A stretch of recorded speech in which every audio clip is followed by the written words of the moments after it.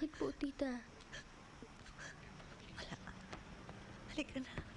Dino na pala. Halika na. Halika. Bilisan mo. Ang daddy mo. Ang daddy mo. Excited to see her, Ayun tita.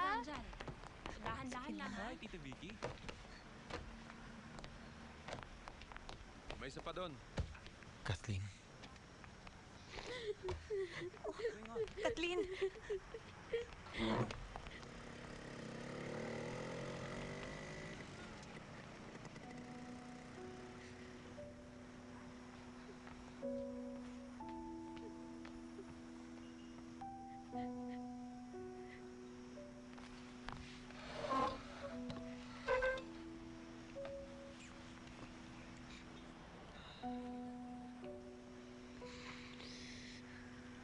Kathleen. Tama na. Nandito na ako.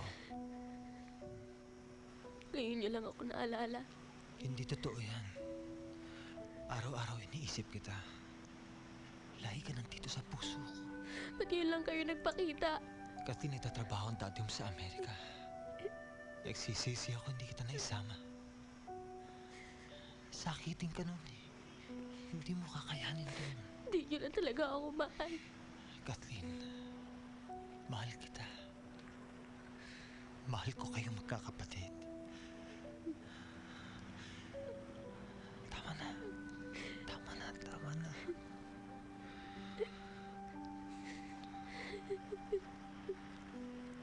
Patawarin mo ang dati mo. Nandito na kami. Nandito na ang mga kapatid mo.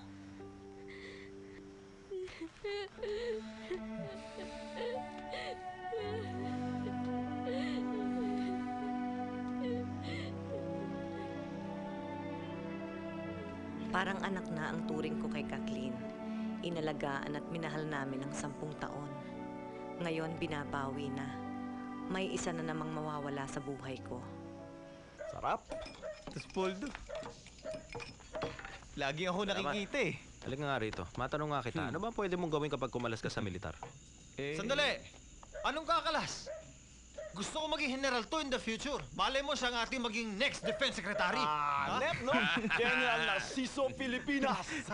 Andun pa rin naman yung fate ko sa militar, kuya eh. Halika nga rito. Ano ka ba naman?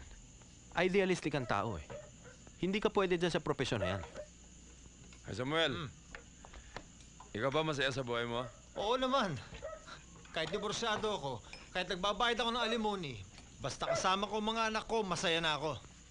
Kuya, sandali. Buti hindi kinuha ni Ate Esther yung mga anak niyo sa'yo. Hindi niya magagawa yun. Paano yung sinamahan niyang kano, meron din mga anak. Samuel! Junjun! Nakaamoy! Pare! Gusto na ba? Ibang-iba ka na ngayon, naamoy Amerika! Pasensya ka na ha. Dumating ako ng walang pasalubong sa'yo. Pero, meron akong $5. Siling ko niyan ha. Pasalubong sa'yo yan ha. Kwadro mo to! Ha? Okay to ah. Salamat. Sige! Ibang-iba ka na talaga ha. Alam si Bayaw, idol!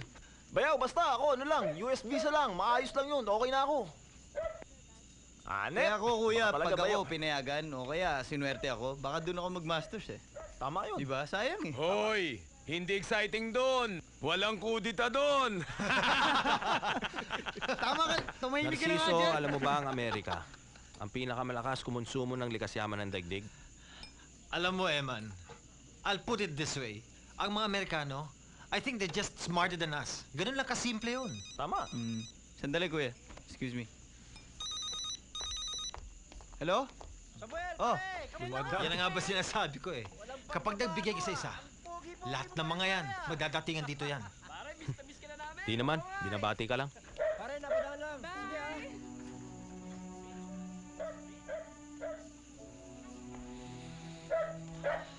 Makapasok na nga. Sige, Bayaw. Pahinga ka muna.